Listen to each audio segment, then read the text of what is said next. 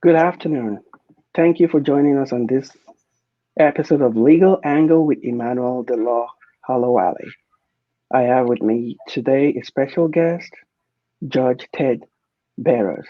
He's the administrative judge of the Franklin County Municipal Court. He has been a judge for 12 years. He has been an attorney for over 45 years. He started his career as a public defender, defending people who can afford to pay for attorneys. Thank you, Judge Barrows, for coming onto Legal Angle. Welcome to the show. Thank you, Emmanuel, for the invitation. I certainly appreciate it. It's an honor to have you. And you started off in the 70s when you decided to become a lawyer. How did it all start? What inspired you to go that route? Oh, it's a fairly mundane story. After my service in the Army, I went to college on the GI Bill. And while I was at college, I majored in English and government. And when we came up to the year I was to graduate, it all of a sudden occurred to me that the only things that I was qualified to do was to teach. And the concept of teaching didn't really inspire me. And some of my friends were talking about going and taking the law school aptitude test. And I said, well, why not? I can take that. And fortunately, I scored fairly high on that. So after a couple of years of doing other things, I eventually applied and was accepted at Moritz, which at the time was the Ohio State University Law School. So that was it. It was because there was a dearth of other things that I was interested in, and the concept of practicing law sounded like something that I might be interested in. And as it turns out, it was a pretty good choice for me. Oh, I'm glad you made that choice. And you said in one writing that it was the 70s, you're all about helping the downtrodden poor, and you round around with a bunch of radicals. And That's then you true. decided that if you're going to spend your life while doing something, it has to be to fight for people who couldn't fight for themselves. In It's your true. estimation, have you been able to accomplish that goal? Well, I think the fight is never over.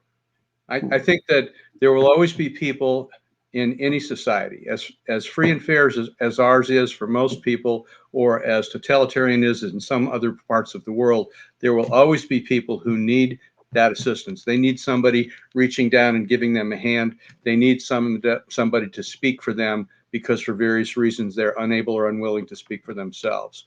And it's interesting that you said that. When I did come to law school, my original plan was to go back to the state of Maine, where I'd gone to college, and worked for Pine Tree Legal Services as a legal aid lawyer. So I had that as a goal even before I came to law school. But as it turned out, by the time I'd spent 3 years in Columbus, all of my friends from Maine had scattered to the winds, and I had a new bunch of friends here. A lot of those friends were the very radical people that you mentioned. They were people who belonged to an organization called the National Lawyers Guild, which is a radical lawyers who undertake unpopular causes for unpopular people. And I had that was a good fit for me then. I suspect that it would be fair to say that I have moderated my views somewhat in the meantime in terms of where I am on the political spectrum. But I think anyone could fairly say I was still a fairly liberal guy in terms of politics. So So when I got out of law school here, the year I graduated, I didn't apply to any law firms. I didn't interview with a single law firm. I didn't want to work for anyone else except the public defender or legal aid, and they didn't have any openings. So I took another job where my legal skills could be effective, but it wasn't actually practicing law for about a year and a half, and then an opening came with the public defender's office, and that's where I took off doing that kind of work. Wow, that was very noble of you for you to decide that you're not going to take any job unless it's with the public defender's office. Now, you just didn't stop there. Even during the time before you take on the job with that legal organization, you went to work for a wine company. Yeah, when I wasn't able to get the job that I wanted, the first job I had out of law school was working for a company called Excella Wine in their warehouse, packing orders and loading trucks 5 nights a week. It was hard work. It's good work. It's honest work, and it put food on the table. So it's hard to complain about that.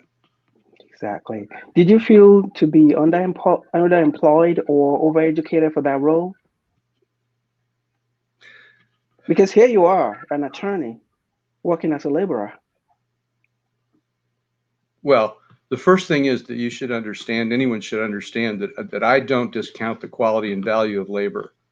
I think in a reasonable, fair, and just system, we would pay people not on what their salaries could command by their education or their position in a corporation, but what the value was of their labor to the society. In other words, garbage collectors would get paid more than judges.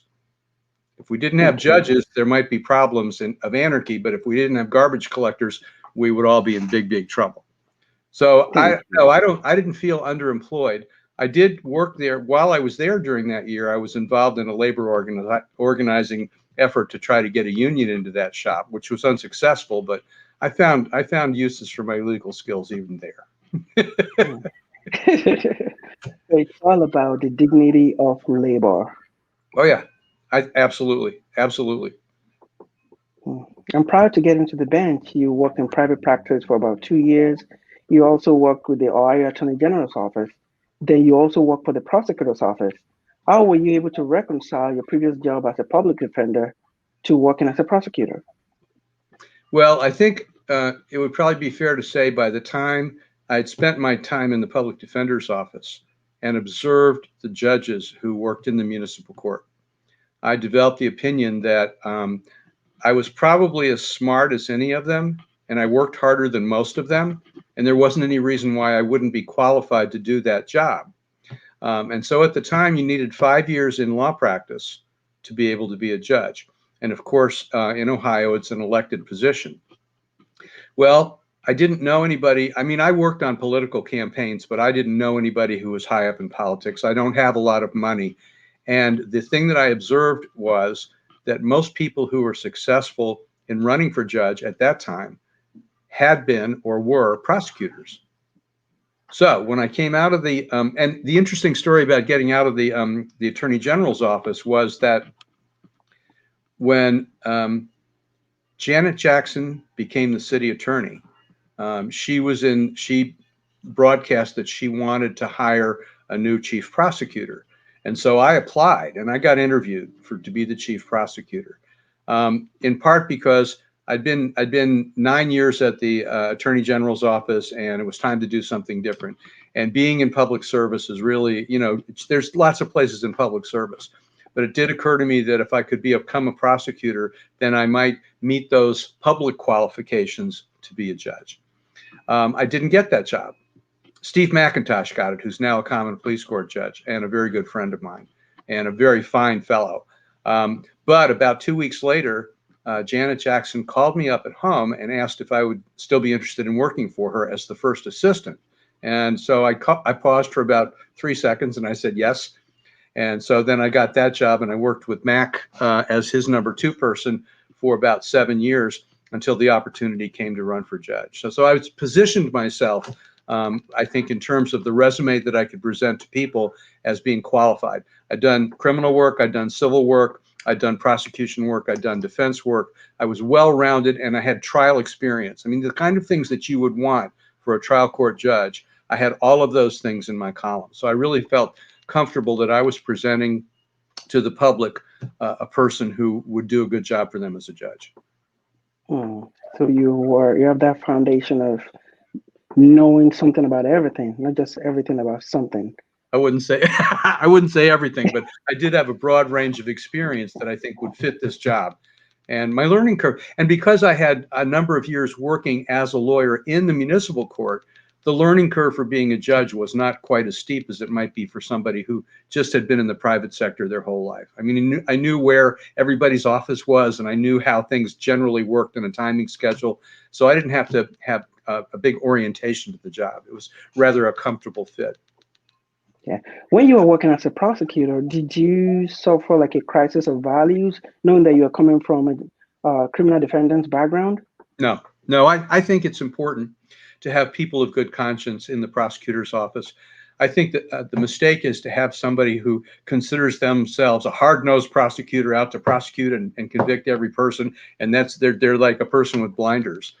The role of the prosecutor is to seek justice. to seek justice for the government, to seek justice for the victims of crime, and to seek a fair resolution for a person who's charged with crime. Keeping in mind that most people who are charged with crime don't have a long history of criminal behavior, and eventually will no longer have any history of criminal behavior, and that they have had something happen in their life that put them in front of a judge. But it doesn't, that incident alone doesn't characterize them as a human being. So I think having prosecutors who are trying to look at the whole person and trying to look at a reasonable and just outcome that serves the community as well as everybody in it is very, very important. Exactly. It's not just all about winning, it's about justice and fairness Yes, and sir. equality. Thank you. Now let's talk about bond. What are the factors that you consider as a judge for setting bond? I think the principal things, once again, we're looking towards the safety of the community. So if there's an offense where a person is accused of having committed an act of violence, then I want to know something about their history. I mean, I'm not making judgments on their guilt or innocence right now, because the Constitution tells me that as they are charged, they are innocent. They're innocent until they're convicted. But if I find that this is a person with a history of engaging in violent behavior, then I'm going to take that into account in setting their bond. The other thing is the likelihood that somebody is going to come back if they are released on their bond, if they're going to come back and show up for court and have their day in court and allow the justice system to work its way. So if I look at somebody's history and it turns out that every single time that they've been in trouble, they've got a long history of not showing up for court, then I take that into account as a factor too. By and large, because I believe strongly in the presumption of innocence, unless there is some reason not to, I'm inclined to let people go on their recognizance. But the reasons not to are for the safety of the community or a significant history of criminal behavior and not showing up for court. Those would make me change my view on that. Now, even with somebody who may present a risk of harm to another person, I can let them out of jail and equip them with an electronic monitoring device that requires them to stay a certain distance away from that place. So once again, I'm able to accord somebody their presumption of innocence, allow them to be out of jail so that they can assist with their defense, and at the same time give some assurance to the community that the victim of that, the alleged victim of that crime, will not be at greater risk. There are no guarantees. I do not have a crystal ball. Do you take the opinion or the feelings of the victims into consideration? Well, I would if they were there, but usually the victims are not in court for a variety of reasons. Sometimes they are. Typically on a domestic violence case, the prosecutor will try very hard to get the victim to come to court. If the victim wants a protection order, then they have to be there at court to request a protection order. So those are the cases usually when we will have a victim in court.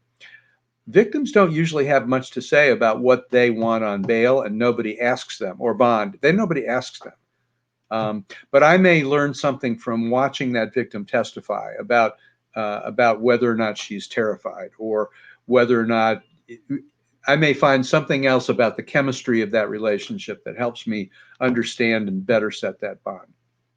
Thank you. After you've set bond, is it something that either the defendant or the prosecutor can appeal? Well, if I denied somebody bond, they could appeal that case to the Court of Appeals. If I've set a bond that somebody's unhappy with, they can request a bond review hearing. And anybody who requests a hearing, I'll schedule a hearing for them. And if it's that kind of thing, I'll probably set it sooner than later. So the prosecutor may have additional information, or the defendant may have posted his bond, but immediately gone down and started throwing rocks through the victim's window or something like that. New charges right away. So the prosecutor may come back and say, we want you to revoke this person's bond or they violated the stay away order. They've been on the phone with the alleged victim. We want you to revoke this person's bond because they haven't complied with it. I'll schedule a hearing. I'm usually not just going to issue a warrant to arrest that person, but I'll get a hold of their defense lawyer and say, you and your client need to be here at 2:00 tomorrow afternoon. The prosecutor's requested a bond hearing. And so, then I will listen to that. And similarly, if the person's unable to make bail and their lawyer comes to me a week or two later, and this sometimes happens because the judge who sets bond in the first place in arraignment court isn't necessarily the judge to whom the case is assigned. You know that, right? So I may be in arraignment court and set bond, and the person can't make bond, but 3 days later it's assigned to another judge. Well, then the lawyer would go to that other judge and say, my client's in jail, they can't make bond. Would you be willing to review the bond? And if that came to me, I would say, yes, I'll schedule a hearing for Tuesday afternoon, and we'll notify the prosecutor, and everyone will be heard. And sometimes I take a second look at it and say, yep, I'm going to let you go. Sometimes I'll reduce them out, and sometimes I'll say, nope, you can stay where you are. Have you ever had a situation where you have to revoke somebody's bond?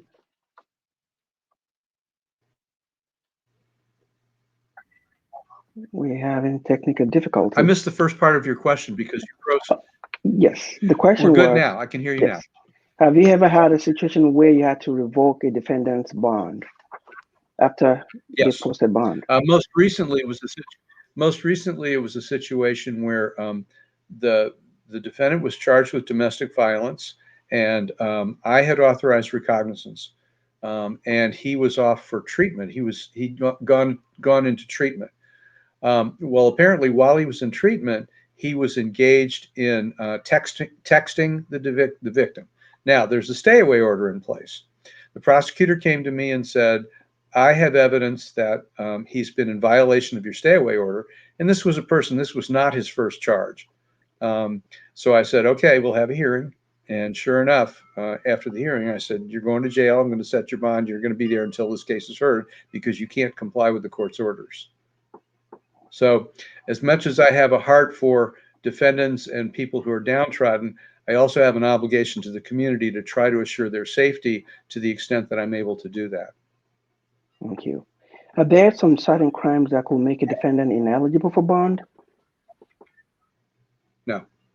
Well, I'll take that back. If there in the statute is if a person is charged with capital murder, and the language is if the proof is evident and the presumption is great, I'm authorized to deny bond.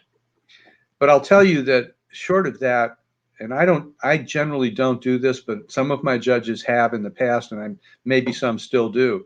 They'll set a $12 million bond. Well, they haven't denied the person bond, but they know they're not going to be able to make it. Right? Yes. So I think that's playing games. If you want to say, I don't want you out of jail, you should say, I'm denying bond. You present too great a risk to the community. And if you can't say that, you ought to set something that's reasonable to assure their appearance. Yeah. Do you consider the social status of the defendant or their income bracket? No. Okay. Yeah, because bond has become such an important issue. I get some information from the public defender, and almost everybody is working or something like that.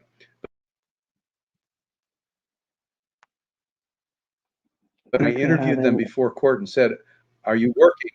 Their answer was, well, I'm supposed to go to an interview today. So I don't necessarily believe all of the things that the public defender tells me. They are telling me what their client has told them. So I don't think they're being dishonest with the court. But I always take those kinds of things slightly with a grain of salt. I don't know. But in terms of taking somebody's income, into account and setting bond, no. Okay. Oh, no, especially coming from your background as a public defender, so you know how this thing goes, because you had several clients while you were a public defender. That tells you something that you maybe later believe to be otherwise. Yeah, it does. Yeah. Bond has become such an important issue within the Black community, because a lot of people believe that Black defendants' bonds are often set higher than by judges. So which invariably leads to most Black defendants not being able to post bond. What are your thoughts about this, and what do you think we can do to level the playing field?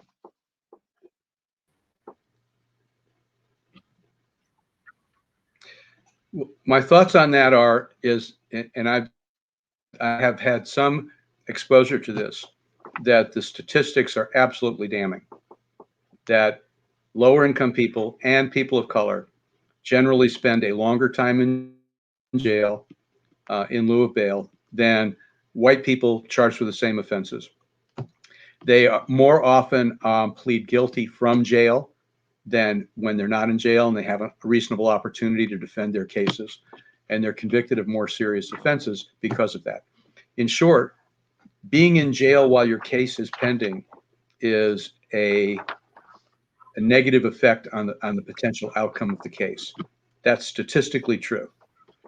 The answer to the second part of your question is that I and all other judges like me, that is white guys who are relatively well educated, relatively wealthy, relatively comfortable, need to work harder to put ourselves in the shoes of those people who haven't had those advantages and in fact have had disadvantages thrown in their face because of the color of their skin. And it's easier said than done, and we're all a work in progress. But that's kind of where I am right now. Yeah, you're right. And everyone is different. And since it's discretionary, they can decide on, like you said, they can decide to make the bond to be unattainable just because they don't want that particular person to get out. And then, they can pick and choose who to do that to. If it's a black defendant, you raise the bond. If it's a similarly situated crime committed by some other race, you lower the bond. So, and like you said, invariably, for someone who hasn't been able to get out of jail, more highly likely, it's highly likely that you plead guilty because you just want to get it done and over with. Especially if they offer you time spent, time served. Well, let me say this. From my experience as a public defender, black or white, invariably people who would say to me when I first met them, I'm not guilty, I've got witnesses, I'll take care of this. When it came right down to the case coming to court, they would say, Mr. Barrows, I just want to get it over with. And I'll say, but you told me you didn't do it. Well, yeah, I know. But I'm not black and white. I think that people are afraid of the court. And they're afraid of that authority. They're afraid of the potential downside. And they really, even if they think they're not guilty, they would almost rather pay their fine or be on probation than have to come and sit and listen to a trial. And it's unfortunate. All of the people that I represented were citizens. They're all over 18. They're competent to make their own decisions. And I would talk to them about the qualities of their case, but I could never guarantee an outcome. And I just had person after person after person, even if I thought maybe they weren't guilty, there was some defense. Mr. Barrows, I just want to get it over with. But to go back to your larger point, if it were as simple as saying consciously, this is a person of color, I'm going to set a higher bond, that would be something that we could all address because it would be obvious. But what it is the invidious discrimination that all of us who are people of privilege, because of the way we've grown up and the things that we were taught and the ways that we were taught to think, have subconsciously that we have to try to overcome. If you read Robin DiAngelo, White Fragility, which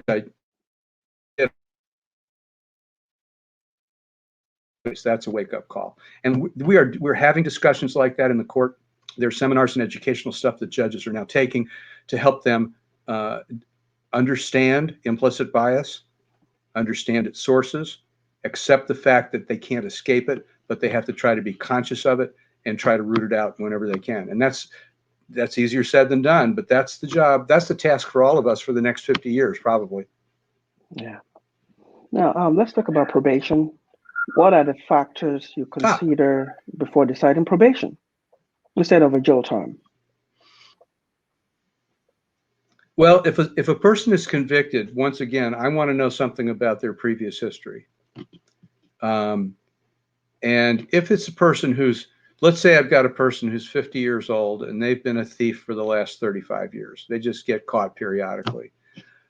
There's not much point in pursuing that on probation, because I'm setting them up for failure.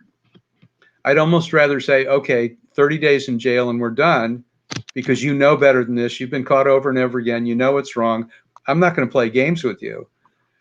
What I'm looking for is a person who is young, maybe new to the criminal justice system, maybe, as you said before, hasn't had a great many advantages in their lives and maybe where they were grown, maybe where they grew up, or the influences that they had around them at that time were not good influences.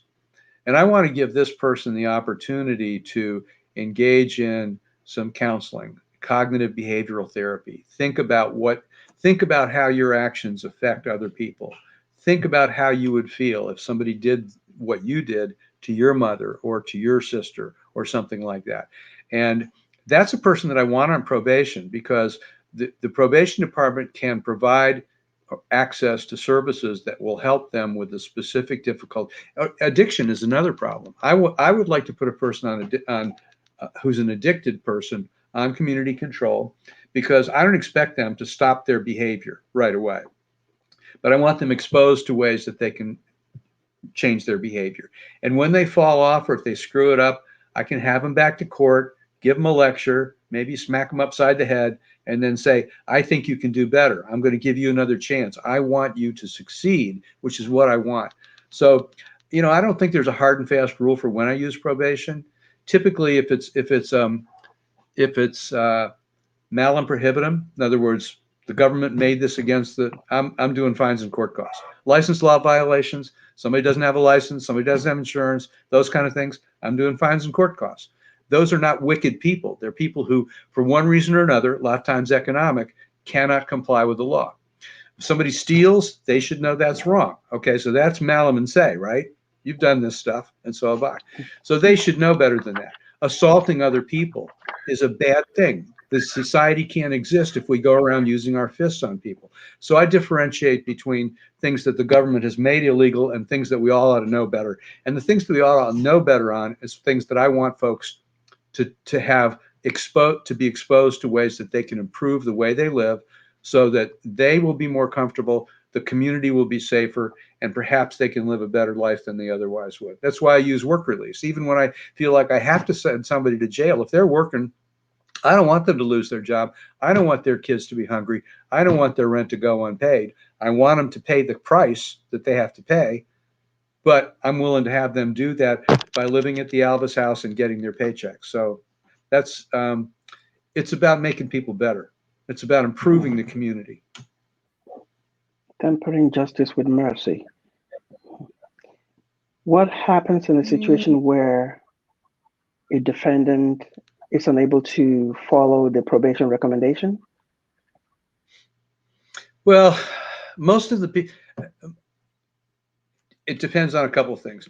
What we have things that we call technical violations, which is I didn't make my meeting with the probation officer, or I gave a urine test and it came up positive for alcohol and I'm not supposed to drink, or I moved and didn't tell the probation officer where I live. So when they sent me a communication, it came back. We don't know where you live. These are called technical violations. Commission of a new offense is more serious. So when I have somebody on technical violations, like I said, figuratively smack them upside the head and say, look, I could have sent you to jail for 180 days. I didn't do that because I wanted you to do certain things. Those things aren't onerous. I mean, if you don't want to do them, I'm happy to send you to jail. I'm not really happy, by the way, but I'll do that. But the things that I want you to do with the probation department are not that hard to do. I'm confident that you can do them if you put your mind to it. So I'm going to give you another chance. Go back and show up for your PO. They're not asking a whole deal. And now we're doing virtual.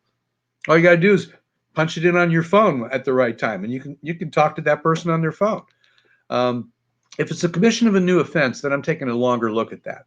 I'm still not anxious to revoke somebody's probation and send them off to jail, because several reasons. One is jail doesn't do them any good, and it doesn't change their behavior, especially if it's a long period of jail. I would say if somebody who is kind of marginal and I sent them to jail for 3 days and they came out with their eyes all wide and they say, I never want to go back there again, might change their behavior. But by and large, a longer jail sentence isn't going to change anybody's behavior. The community's not going to be any safer. That person's not going to be a better person. And I would rather keep working with them if at all possible. Thank you. Yeah, some people believe that probation is a way to keep Blacks in invisible shackle. What do you say to people Seriously? like that? Okay. Well, A, I think it's terrible. B, I wasn't aware that anybody held that opinion. And C, I can't tell you this because I've never studied it, but I would be surprised if I put a greater percentage of African Americans on probation than I did white people compared to the numbers of people that come before me. So, this is interesting because it's so much deeper than what we've just said, because it has to do with police practices, doesn't it? If communities of color are, quote, over policed, then the people in that community have a greater chance to become brought into the criminal justice system. And the percentage of people, black and white, that I see will not accurately reflect the percentage of those people in the community because of the over policing. Now, I can't overturn the over policing. I still have to deal with the case that is in front of me, but I can be conscious of the offense of driving while black and how that has a disparate effect on people, and how there may be as many white folks on a percentage basis driving around without a license or without insurance as there are African American, but those guys get pulled over more often at 2 a.m. for a taillight busted. So yeah, I'm aware. I'm aware. Those fixing the police department is something I think the city of Columbus is working on right now, and that'll also be a work in progress for quite some time. It is. Yeah. And what are the other forms of control you consider instead of prison? Well, there's some financial sanctions. If a person, let's say a person has damaged their neighbor's fence, they had some kind of a falling out and broke the fence, I'm going to expect them to pay for that fence to make their neighbor whole. Restitution. I can order people, I can suspend a jail sentence without putting them on probation, but condition the suspended sentence on them staying out of trouble for a period of time. Now, once again, some of these people that I've talked about before who I think clearly are not going to be successful on probation. In other words, I will be setting them up for failure if I put them on probation, because they're just not going to do that. If I say to them, if you can obey the law for 2 years, then you don't have to worry about this jail sentence. That's a form of probation. They're on probation to themselves, but I think they may have a greater chance of succeeding than if I give them a probation officer who's going to tell them, you got to do this, got to show up there, and I know that they don't have what it takes to comply with that, then I'm setting them up for failure. So I don't want to do that.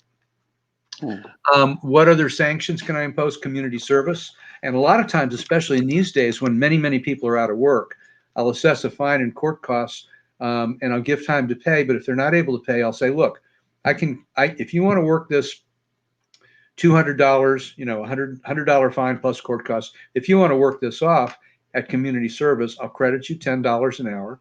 You're not working right now, so you do 20 hours of community service and the fine and costs are taken care of. Well, now they're doing something that's giving back to the community, and they're not taking money out of their pocket and their family, their kids' mouths.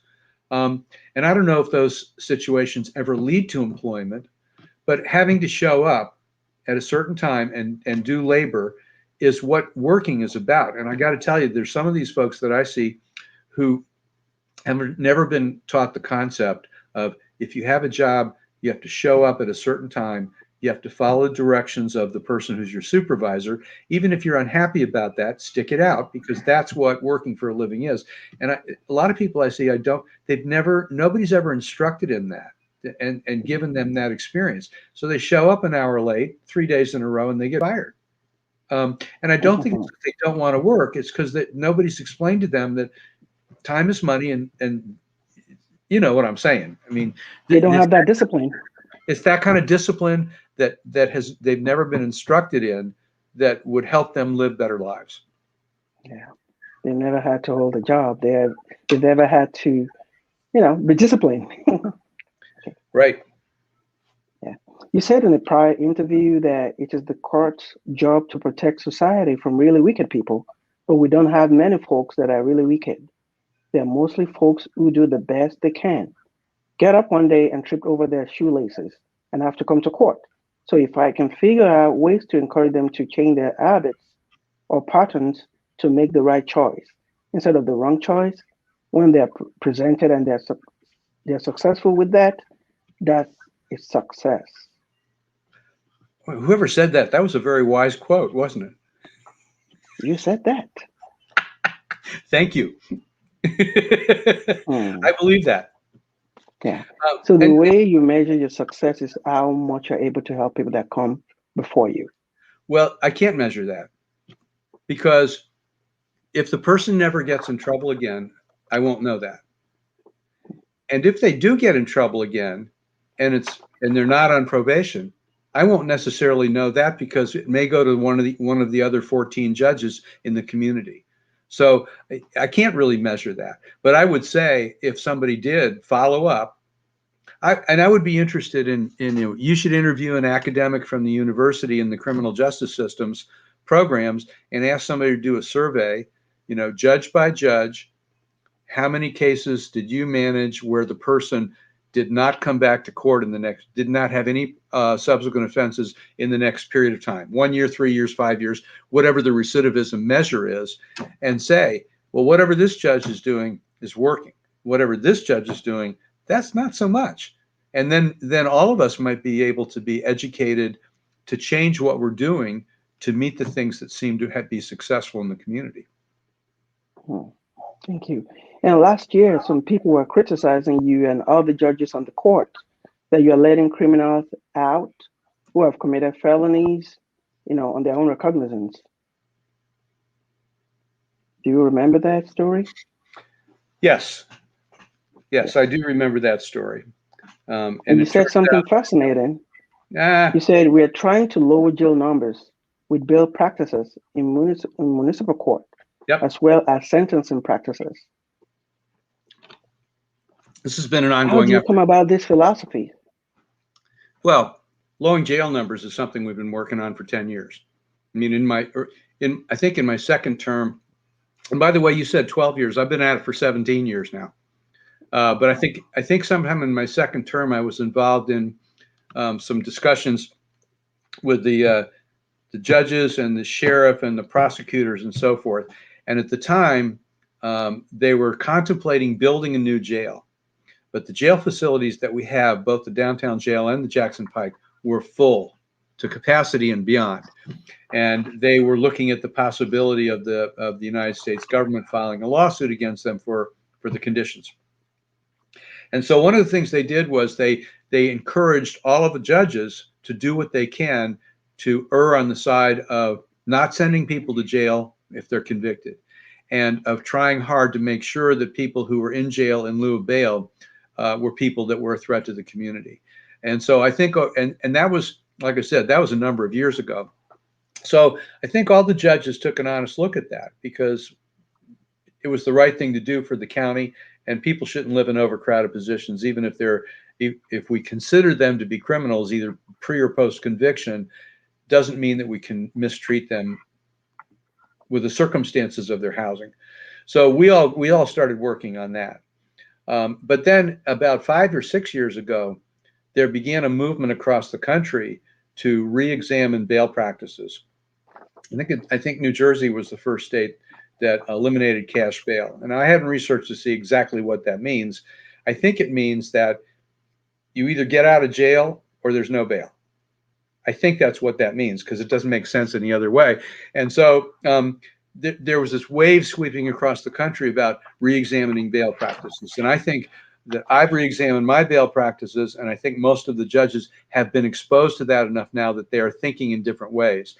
We also, now this is something cutting edge. You asked me how I make decisions on bail and bond, and I will tell you that all of us are judges. We all rely on our own experience, common sense, and our flawed implicit bias to make these decisions. But there are now some tools that are available to us. And some people, older people like me, are resistant to them because we don't think decisions like these should be made by algorithms. But the evidence suggests that these tools can predict whether a person will commit another offense and whether they will show up for their court appearances. And they can predict it on average better than judges can on average. Now, a judge doesn't like to hear this because it's saying, well, some machine's going to take over. Who needs me anymore? But they always Exactly. say, we would not override the judge. Just makes the decision in the court. But these are tools that will help the judge make a better decision of whether the person will recidivate, commit another offense while on bail, whether they will show up for court. So we're in the process now of engaging to get that tool for our court to begin using it. So I got to tell you, it's the 21st century. We're finally getting a hold of 20th century technology, and we're trying to use it before the 22nd century rolls around. That's awesome. I actually read something like that in Malcolm Gladwell's book titled Blink. He talked about that computer system you're talking about, that helps judges to make decisions. And like you Yep. said, a lot of judges are resisting it. Well, you can imagine that. I mean, what are we? This is what we. I'm elected to be a judge here. I'm supposed to be wise. I make all these decisions. The buck stops here, and I'm having. And then you come in and say, you know what? Your decisions aren't always that wise, and it isn't your fault. It just comes with the territory. You're a human being. You are not perfect, and I'm not. I think it's easy for people who are in positions of power to think very well of themselves, and to get what we used to call black robe fever. And I try to resist that on a regular basis. So I keep an open mind. I'm willing to try this out and see how it works. I believe the evidence suggests that it's a better way to do business. And if I can't adjust my practice to evidence-based solutions, then I'm in the wrong job. Thank you. In 2018, you went to the council to advocate for some of the people that come before you. You want them to fund and keep the work release program. Correct. Please tell us about those efforts. And was it successful? Yes. The work release program, actually, I went to council because they were in the process of refunding the program. Not that they had any threat not to do it, but I think it's important as a representative of the court to go to council occasionally to highlight the positive and good things that the court is doing with the city's money. In other words, they're our basic funder. And we're a very, very small part of nearly $1 billion budget.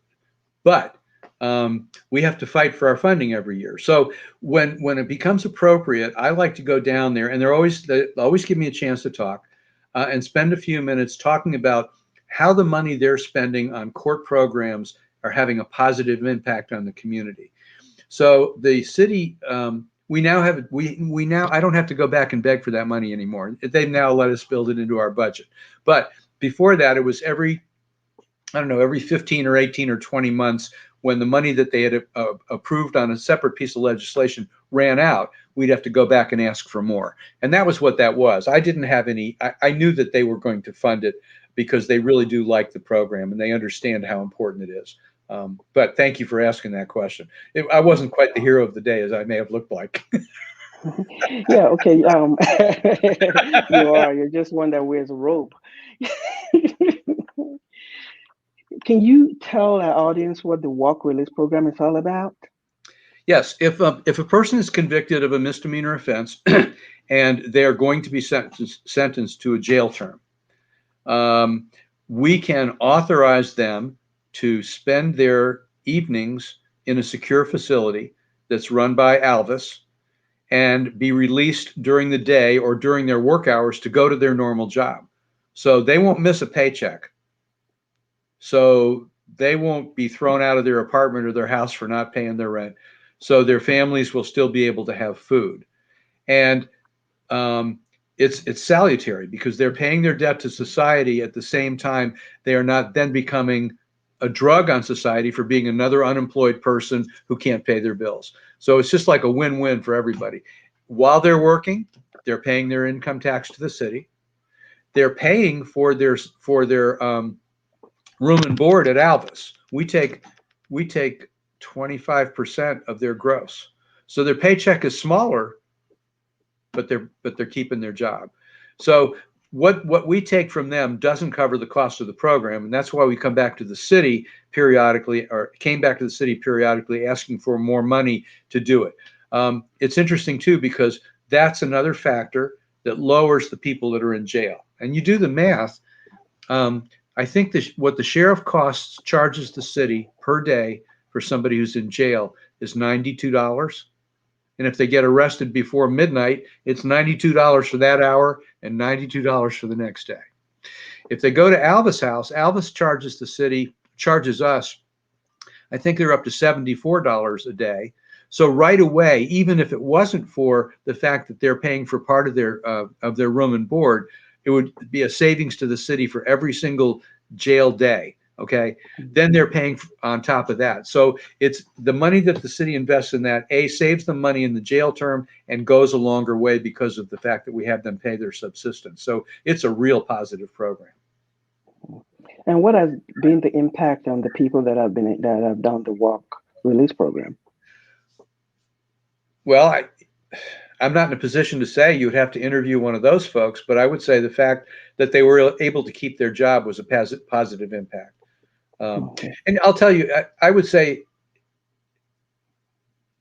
a significant percentage of the time, the people that do that are people who have been convicted of drunk driving charges where there's a mandatory jail sentence. So if it's your second offense, you got to do 10 days in jail. Well, if they can do 10 days in work release, and these may be people, there's people who are alcoholics, people who are convicted of drunk driving, who have substance abuse problems of alcohol, who would never commit another crime in their life, never seen the inside of a jail cell. Well, now they're on their second offense, and this holy mackerel, I got to go to jail for 10 days. They take advantage of the work release program, and it's a good thing. And the other thing, to your question earlier about disparities in income, the guy that's making $12 an hour working on a construction site pays 25% of that. The guy's a corporate executive working at a bank who's making $100,000. They're making 20. They'll get 25% of that too. So that makes up for that disparity to some extent. It does. It does. And this is your final term on the bench. In fact, you'll be retiring next year. Are you looking forward to that? I'm retiring this year. This year? Oh, yep. Oh yeah. I got 9 months and 22 days left. Not that I'm counting. Are you looking forward to that? Yes and no. I think that there's a state law that says you cannot run for judge if you are 70 years old or older. So you can run up until then. So I'm going to be 74 by the time I retire.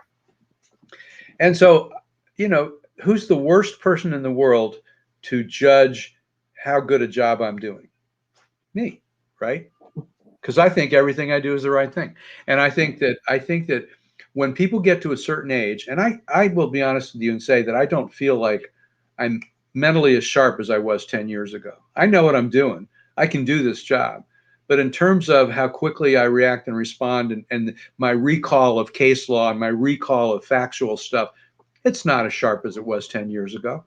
And I think that's a good law. Now, I could probably do the job for another 6 years. I would probably do okay. But there's somebody out there who's a young lawyer like you, Emmanuel, who's been in practice for 5 years, who brings fresh ideas, who's a 21st century guy instead of a 20th century guy, and who's going to help move the court along by being a little more progressive than I am. So I think it's salutary that there's a way to stop us old guys from being in charge and turn it over to a new generation. And I'm not saying it should happen every 6 years, but I think it's a good deal. So I'm not delighted about the fact, but I think it's an appropriate resolution to a good career. Oh, great. And you love scuba diving. Do you plan to do more scuba diving after retirement? Well, I'll have time, but I won't necessarily have more money. So I'm going to have to figure that part out. But yes, I'm likely to do, I do scuba diving once a year for a week. Usually I leave town in the third week in January, which typically is cold and nasty time, and go off to a warm and sunny climate in the southern northern hemisphere and just have a really nice time. I might go on 2 trips a year after I retire. But they might both be in the wintertime. Thank you, Ted Barrows. You have built such a wonderful legacy, advocating for those who will otherwise not have a fighting chance That's how you built your career. Even before you went to law school, you already had that in mind. That that's what you wanted to do. You have used your power to defend the weak. You've built such a great legacy. And I think even you're retiring at the end of the year, you're retiring with your shoulder up. We people like me stand on the shoulder of people like you. It's an honor to have you serve the people of Columbus and Franklin County. They are lucky to have you as a judge. So I want to take this time to thank you for your wonderful service, and for being an inspiration. And thank you for coming to onto Legal Angle to do this interview. Thank you so much for the invitation, Emmanuel. I appreciate it. Thank you. Until next time, if you're watching us or if you're listening to this podcast, stay safe. Thank you.